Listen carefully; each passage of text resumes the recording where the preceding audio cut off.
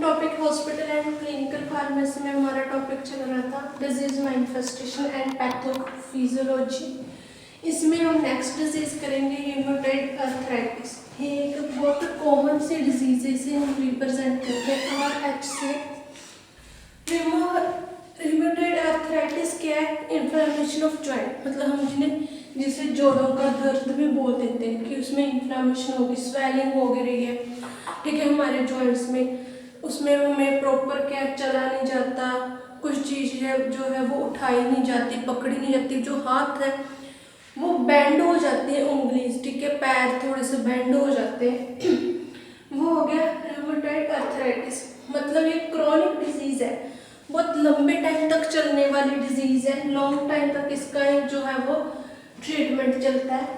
Inflammation in जो joints है उनमें इन्फ्लेमेशन हो जाती है, स्वेलिंग, पेन, ठीक है, उनमें हो जाते हैं, जिससे जो जॉइंट्स है वो बेंड भी हो जाते हैं अपने, और वो प्रॉपर जो है काम नहीं कर पाते, वर्किंग नहीं कर पाते, हम कोई चीज़ नहीं उनसे पकड़ नहीं सकते, उठा नहीं सकते। ऑटोइम्यून डिजीज, ये एक ऑटोइम्यून डिसऑर्डर है। अब ऑटोइम्यून क्या होता है? जो अपनी बॉडी के ही इम्यून सिस्टम पे अटैक कर देते हैं, ठीक है। ऐसे जो है हमारी जो कंडीशंस होती हैं जिसमें क्या है, हमारी जो इम्यून सिस्टम है वो हमारा अपनी बॉडी पर ही अटैक कर देता है, उसे हम बोलते हैं ऑटोइम्यून डिजीज। ये भी क्या है जो ह्यूमेटॉइड आर्थराइटिस है, इसमें भी क्या होता है, इसकी पैथोफिजियोलॉजी क्या है?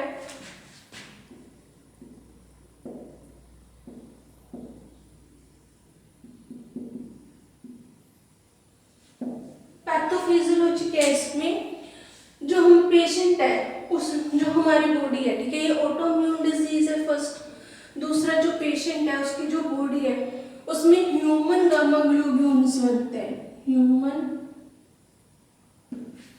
गामा ग्लोब्यूल्स, जिसे हम IG कैपिटल G से डोनेट करते हैं। जो हमारी बॉडी में ह्यूमन गामा ग्लोब्यूल्स है वो एज अ एंटीजन काम करते हैं, और वही जो एंटीजेंस होते हैं ह्यूमन गामा ग्लोब्यूल्स है वो एंटीबॉडीज बनाते हैं, एंटीजन और एंटीबॉडीज दोनों बनाते हैं। अब इसमें जो र्यूमेटाइड फैक्टर कौन कौन से हैं?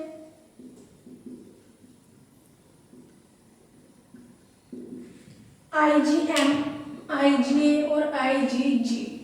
तो ये क्या है? हमारे र्यूमेटाइड फैक्टर्स है। मतलब ये फैक्टर्स जो हैं वो क्या करते हैं, हमारे जो बॉडी का इम्यून सिस्टम है, ठीक है, हमारी बॉडी पे ये मिलके अटैक करते हैं, जिससे क्या इन्फ्लेमेशन होते हैं। जैसे ये एंटीजन है, एंटीबॉडी एंटीजन के साथ रिएक्ट कर रही है, ये दोनों रिएक्ट करेंगे तो उससे क्या होता है, इम्यून कॉम्प्लेक्स बनता है।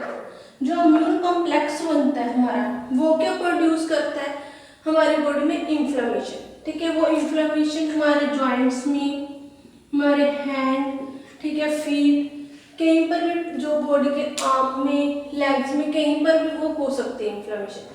अब जो ये एंटीजन है और एंटीबॉडीज है ये आपस में रिएक्ट करेंगे, ठीक है। रिएक्ट करने के बाद जो हमारा इम्यून सिस्टम है उसमें इम्यून कॉम्प्लेक्स बना देते हैं कि वो प्रॉपरली काम नहीं कर पाता, इम्यून जो सिस्टम है, ठीक है, वो फॉरेन पार्टिकल्स के अगेंस्ट काम नहीं कर पाता। अब जो फॉरेन पार्टिकल्स है, एंटीजेंस है, वो कहाँ पर बन रहे हैं? हमारी बॉडी में।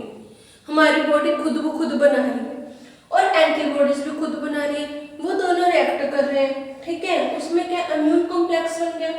जो इम्यून कॉम्प्लेक्स प्रोड्यूस हुआ है वो हमारी बॉडी में क्या बनाता है? प्रोड्यूस करता है इन्फ्लेमेशन, मतलब इन्फ्लेमेशन कर देता है, जिससे हमारे हाथ, फीट जो है, ठीक है, लेग्स में, जोड़ है, जो भी जॉइंट्स है जहाँ पर भी, वहाँ पर इन्फ्लेमेशन हो जाती है, जिससे हम लोगों को स्वेलिंग, ठीक है, पेन जो है उसका जो है वो फेस करना पड़ता है। अब इसके साइन एंड सिम्टम्स क्या है? फर्स्ट फैटीग, थकावट, हैंड, फीट, ठीक है, जॉइंट्स, इनमें इन्फ्लेमेशन हो जाना, फीवर होना, वीकनेस फील होना, ठीक है। उसके बाद है जो हमारे मॉर्निंग स्टिफनेस है, मतलब जब हम सुबह उठते हैं वो क्या है, उस टाइम बहुत ज़्यादा पेन होता है हमारी बॉडी में, जॉइंट्स में, हमसे उठा नहीं जाता, मॉर्निंग स्टिफनेस उसे बोलते हैं, ठीक है, ये क्या होता है, जो सुबह सुबह मॉर्निंग स्टिफनेस होता है 1 घंटा या 30 मिनट्स तक रहता है हमारी बॉडी में सुबह।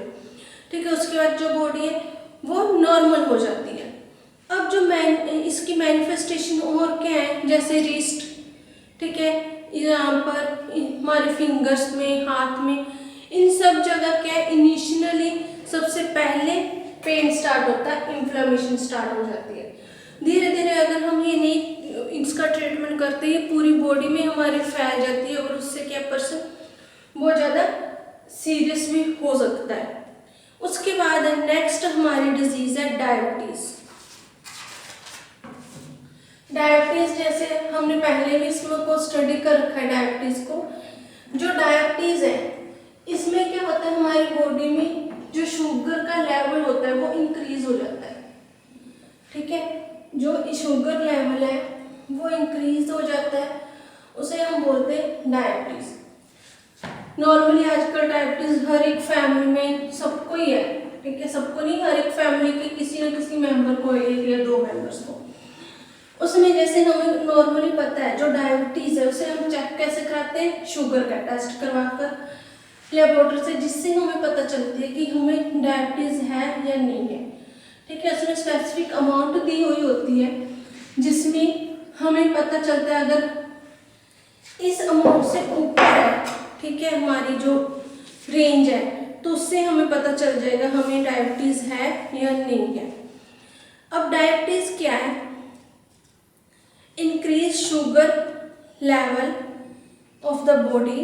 ठीक है, इसमें क्या होता है, इंसुलिन होती है, इंसुलिन का जो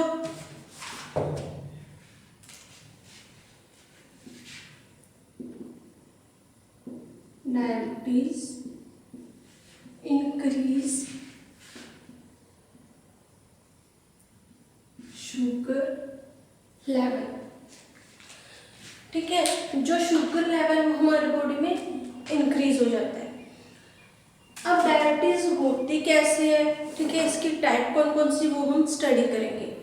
जो डायबिटीज है, डायबिटीज में क्या है, जो हमारी इंसुलिन है वो प्रॉपर काम नहीं करती। ठीक है, उसकी डेफिशिएंसी हो जाती है इंसुलिन की, वो प्रॉपर काम नहीं कर पाती। ठीक है, उससे क्या होता है, शुगर लेवल बढ़ने लग जाता है। अब इसमें फर्स्ट है, 2 टाइप होती हैं इसके, टाइप 1,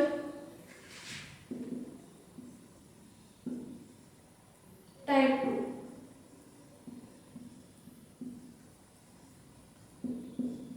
टाइप 2 में अडल्ट डायबिटीज, ठीक है, टाइप 1 में जुवेनाइल डायबिटीज।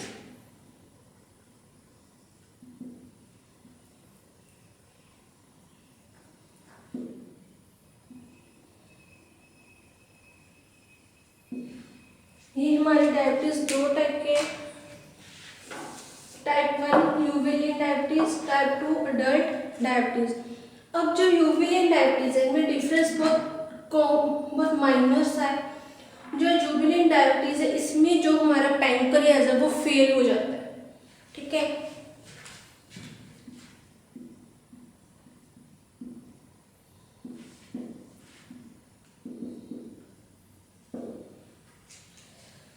जो पैंक्रियाज है वो फेलियर हो जाता है। ठीक है, नॉट प्रोड्यूस इनफ इंसुलिन, वो इनफ इंसुलिन नहीं बनाता। क्यों फेल हो जाता है, क्योंकि due to loss of beta cell.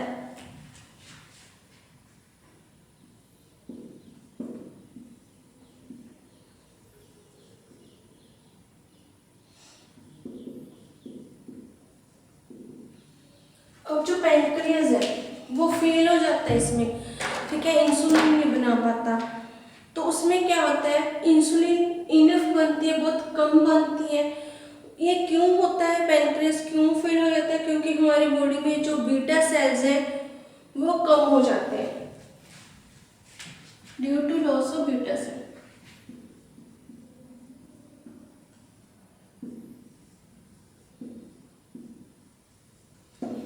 जो बीटा सेल है वो फॉर्मेशन करते हैं हमारी बॉडी में, ठीक है, इंसुलिन बनाने में हेल्प करते हैं। जब बीटा सेल कम हो जाते हैं, ठीक है, टूट जाते हैं, डिस्ट्रक्शन हो जाती है उनकी, तो क्या होता है, इंसुलिन नहीं बनता, पैंक्रियाज फेल हो जाता है। सेकंड टाइप है हमारी type 2 adult diabetes. Adult diabetes में क्या है, लैक ऑफ इंसुलिन।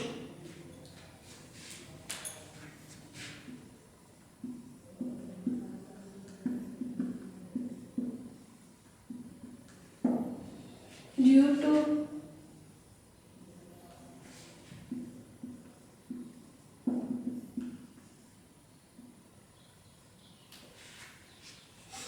जो अडल्ट है उसमें क्या होता है, जो इंसुलिन है वो बिल्कुल बंद हो जाती है। यहाँ पर तो थोड़ी थोड़ी बन रही है बट वो हमारी बॉडी के लिए इनफ नहीं है, सफिशिएंट नहीं है। यहाँ पर बिल्कुल बंद हो जाती है इंसुलिन ड्यू टू ओबेसिटी। अगर हम बहुत ज़्यादा हमें ओबेसिटी पर्सन है वहाँ पर बंद हो जाएगी, ठीक है। या फिर हम लोग डेली जो एक्सरसाइज वगैरह नहीं करते,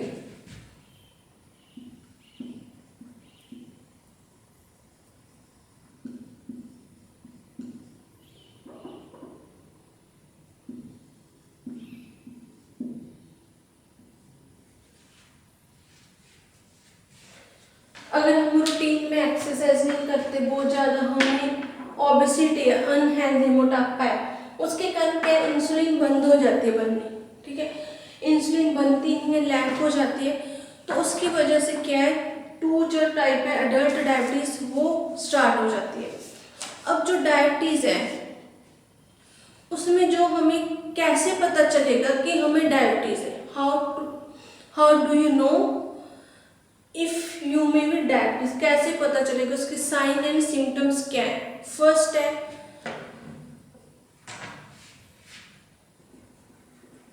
ज्यादा यूरिनेशन, ठीक है, एक्सेसिव अमाउंट में यूरिनेशन होना, ज्यादा एक्सेसिव अमाउंट में ज्यादा प्यास लगना, ठीक है, वेट लॉस होना, कोई भी जो हमारा नॉर्मल घाव वगैरह होता है वो जल्दी ट्रीट नहीं होता, वो जल्दी ठीक नहीं होता।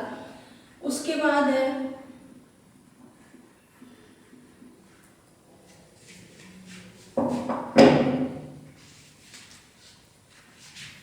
Sign and symptom.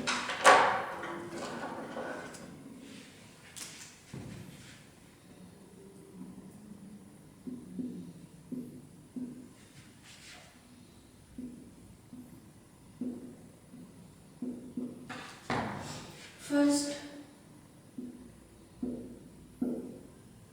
increase urination, increase hunger, excessive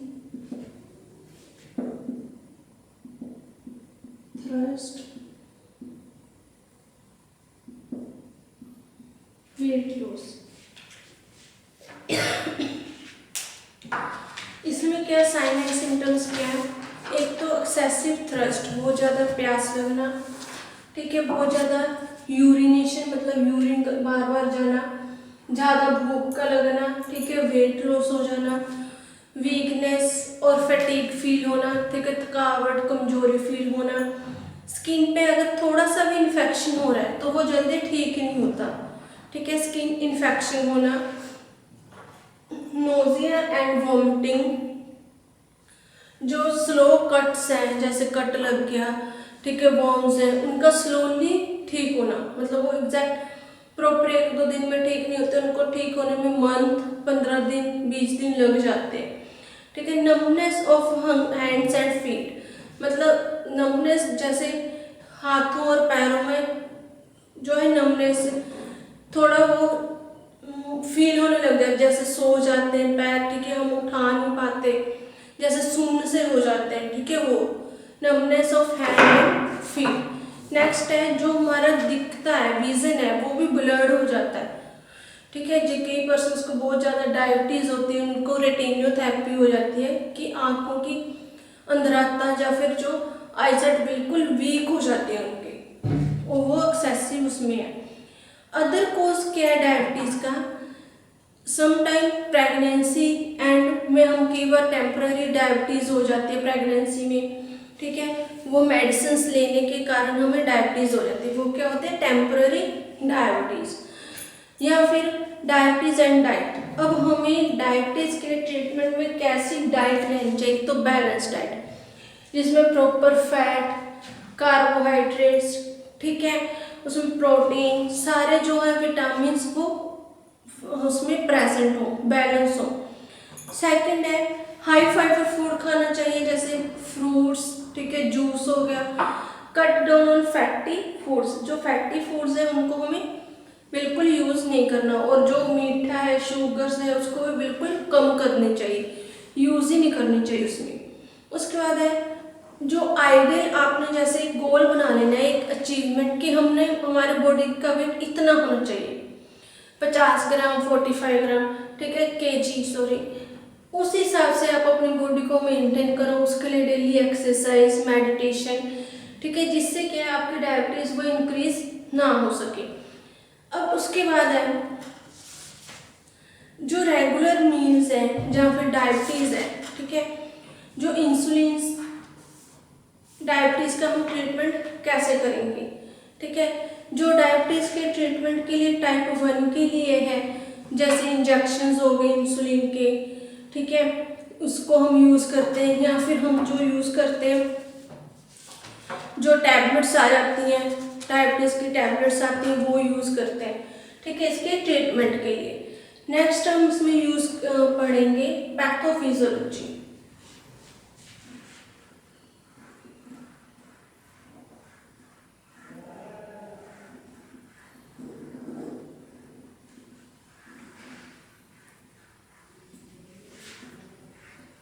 pathophysiology में क्या हम पढ़ेंगे कि इंसुलिन है वो हमारी बॉडी में जाकर क्या करती है, कैसे काम करती है, कैसे बॉडी को इफेक्ट करती है। इंसुलिन होती क्यों है deficiency, insulin deficiency is the main cause of diabetes. जो डायबिटीज होती है वो मेन किसके कारण होती है, इंसुलिन की डेफिशिएंसी के कारण। जब पैंक्रियास प्रॉपर काम नहीं करता, इंसुलिन नहीं बनती, तो उससे क्या होता है, डायबिटीज। क्यों होती है, क्योंकि उसमें क्या है, डायबिटीज में जब डायबिटीज होती है आपका इंसुलिन तो काम नहीं करेगा, ग्लूकोज बढ़ जाता है, जो ग्लूकोजेंस है उनकी अमाउंट बढ़ जाएगी, ठीक है। उसके बाद जो बीटा सेल्स है वो कम हो जाते हैं, वो टूट जाते हैं, लॉस हो जाता है, उसके कारण भी इंसुलिन नहीं बन पाता। या फिर एक जो है अपनी जेनेटिक प्रॉब्लम होती है, हेरिडिटी प्रॉब्लम की, फैमिली में 1-2 पर्सन्स को जो है डायबिटीज होती ही होती है, उनमें वो प्रॉब्लम आती है। अब जो डायबिटीज है उसमें क्या है, जो पेशेंट है वो ब्लड ग्लूकोज कंसंट्रेशन है जो वो खाना खाने के बाद एकदम इंक्रीज हो जाती है, ठीक है, क्योंकि ग्लूकोज है, इंसुलिन बन नहीं रहा, ग्लूकोज पहले से बॉडी में बहुत ज़्यादा है, और ग्लूकोज हमने खाना खा लिया और बन जाएगा, वो जो लेवल है वो इंक्रीज हो जाएगा। उससे क्या होता है, जो एडिपोज टिश्यू है, मसल्स हैं, ठीक है, उनमें इंसुलिन की जो है एब्सेंस हो जाएगी, इसलिए उनमें क्या है, जो मसल स्ट्रेंथ है वो भी कम हो जाती है हमारी। और जो ग्लूकोज है not available to cells, high blood glucose concentration, high जो कंसंट्रेशन वो ब्लड में होती है ग्लूकोज की, सेल्स में नहीं होती। जो हाइपरग्लाइसीमिया है वो क्यों होता है, ग्लाइकोसूरियस की वजह से। इसमें जो सीरम लेवल है ग्लूकोज का वो ज़्यादा बढ़ जाता है, ठीक है, उससे क्या जो कैलोरीज है, वाटर है, उसका लॉस हो जाता है। जो पेशेंट्स हैं उसको पॉलीयूरिया, ठीक है, पॉलीडिस्पिन, फैटीग, वेट लॉस, ठीक है, एक्सेसिव फूड इनटेक की जो है वो नीड होती है, जरूरत पड़ जाती है। जब वाटर नहीं होगा बॉडी में, वो कम हो जाएगा, कैलोरीज कम हो जाएंगी, तो हमें क्या भूख लगती है और ज़्यादा प्यास लगेगी, ठीक। अगर हाई ग्लूकोज लेवल है तो उसमें क्या होता है, हमारा जो मीडियम फॉर बैक्टीरिया ग्रोथ है उसमें ज़्यादा करते हैं।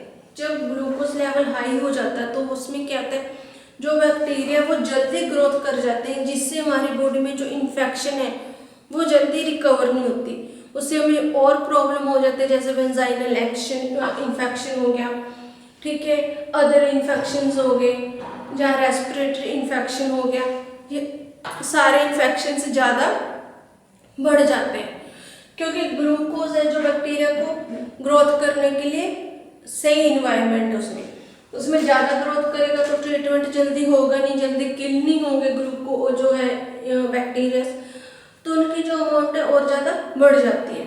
साइन एंड सिम्टम्स जैसे पहले बताया, ज़्यादा भूख लगना, ज़्यादा प्यास, वीकनेस, फैटीग हो गया, ठीक है। उसके बाद एक्सेसिव जो है यूरिनेशन, वो इसकी जो मेन है वो साइन एंड सिम्टम्स है। नेक्स्ट है कॉम्प्लिकेशंस। अब जिसको डायबिटीज हो जाती है उनकी कॉम्प्लिकेशंस क्या क्या होती है उसमें। कॉम्प्लिकेशंस पहली है कीटो एसिडोसिस।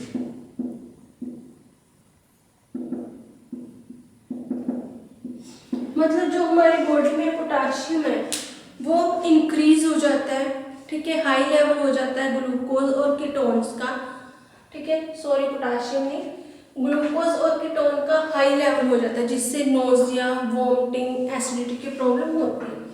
सेकंड है रेटिनोपैथी। रेटिनोपैथी में क्या है, रेटिनोपैथी में जो हमारी विजुअल आईसाइट का विजुअल है वो कम हो जाता है, जो आईसाइट है वो कम होने लग जाती है। जिनको ज़्यादा डायबिटीज है वो बिल्कुल उनकी आईसाइट इतनी कम हो जाती है उन्हें दिखाई भी नहीं देता, ठीक है, जिसे हम बोलते हैं ब्लाइंडनेस, उनको ब्लाइंडनेस हो जाती है। उसके बाद है नेक्स्ट न्यूरोपैथी। अब न्यूरोपैथी जिसमें है उसमें क्या है, जो पर्सन है पेशेंट उसका सेक्सुअल डिसफंक्शन हो जाता है वो, ठीक है, मेल है उसको diarrhoea, hypotension and loss of sensations की प्रॉब्लम शुरू हो जाती है, उसे हम बोलते हैं न्यूरोपैथी।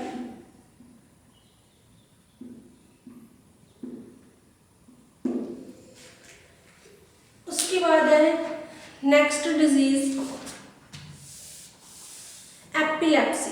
एपिलेप्सी हमने जैसे पहले भी स्टडी किया था टर्म्स कि जब हमारे बॉडी में, ब्रेन में, ठीक है, डिस्टर्बेंस हो जाती है नर्व सेल्स के बीच में, ठीक है, जब हमारी जो इलेक्ट्रिकल जो है हमारी जो बॉडी में इलेक्ट्रिकल डिस्चार्जेस हैं ब्रेन के सेल्स के, उसमें या फिर नर्व सेल्स में जब डिस्टर्बेंस क्रिएट हो जाती है, इम्बैलेंस हो जाते हैं, उस टाइम क्या होते हैं, एपिलेप्सी,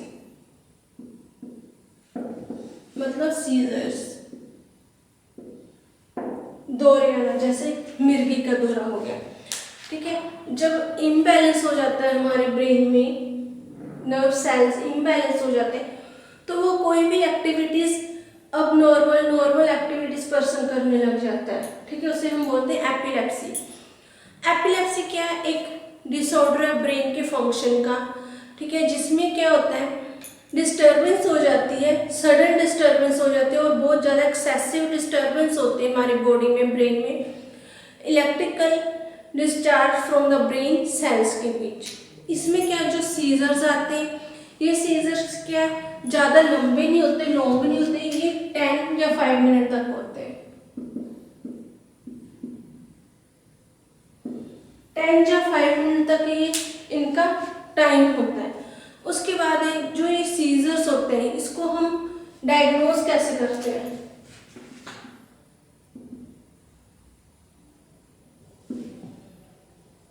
EEG,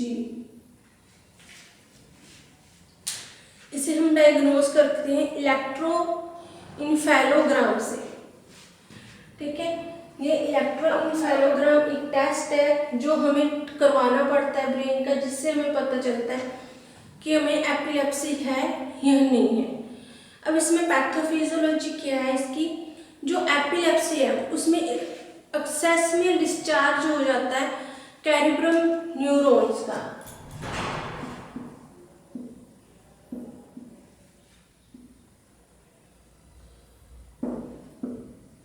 ये जो कैरिब्रम न्यूरॉन्स है ये एक्सेसिव डिस्चार्ज हो जाता है ब्रेन में, जिससे क्या होता है जो हमारी बॉडी मूवमेंट्स है, ठीक है, वो होती हैं, जो बॉडी मूवमेंट्स होती हैं वो अनकंट्रोलेबल होती हैं, ठीक है।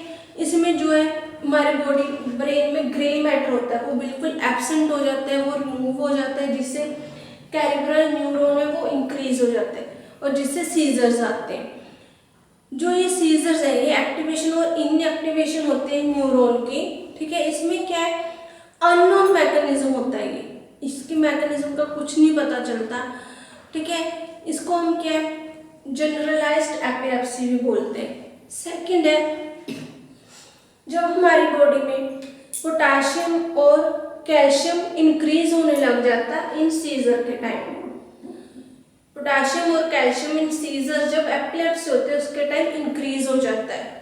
अब साइन एंड सिम्टम्स क्या क्या है इसके, इसमें साइन एंड सिम्टम्स है जैसे टॉनिक क्लोनिक हो गया, ठीक है, अनकॉन्शियसनेस हो गया पर्सन, वीकनेस, फैटीग, ये इसकी साइन एंड सिम्टम्स है। उसका जो दो टाइप की एपिलेप्सी होती है, जनरलाइज्ड एपिलेप्सी और पैटेग्माल एपिलेप्सी या फिर पार्शियल एपिलेप्सी। जो जनरलाइज्ड एपिलेप्सी इसमें दो टाइप की है, ग्रैंड माल और पैटेग्माल एपिलेप्सी।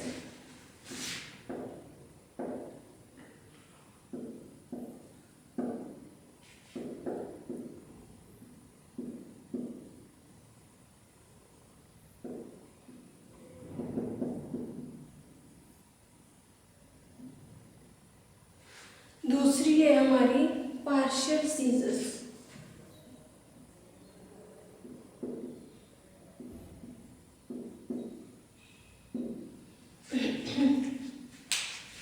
जनरलाइज्ड में दो है, ग्रैंड माल और पैटेग्माल, दूसरा है पार्शियल सीजर।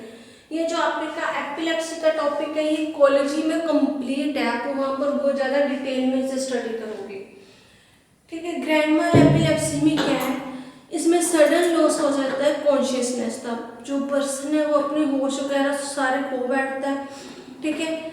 वो टॉनिक क्लोनिक मूवमेंट्स होती है मसल्स में, जैसे झंझनाहट सी होना, ठीक है, वो हो जाता है, ठीक है। जो पेशेंट्स हैं वो बहुत टाइम तक 30 मिनट या उससे ज़्यादा टाइम तक अनकॉन्शियसनेस रहता है।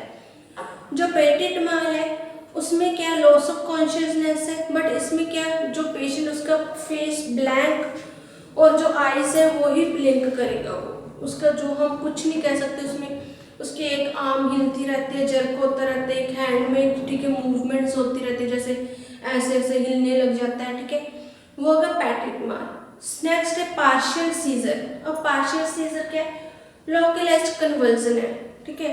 इसमें क्या होता है, वॉलेंट्री मसल्स जो मूवमेंट होते हैं क्लोनिक इन नेचर, मतलब जो मूवमेंट्स होती है वो किसी पार्ट में होने लग जाते हैं और बहुत एक्सेसिव मूवमेंट होती है उसमें, ठीक है। उसको हम बोलते हैं जैक्सोनियन एपिलेप्सी, मतलब किसी हाथ के एक फिंगर का ऐसे ऐसे मूव करना या पूरा हाथ ऐसे मूव करना, ठीक है, वो उसकी जैक्सोनियन एपिलेप्सी होती है।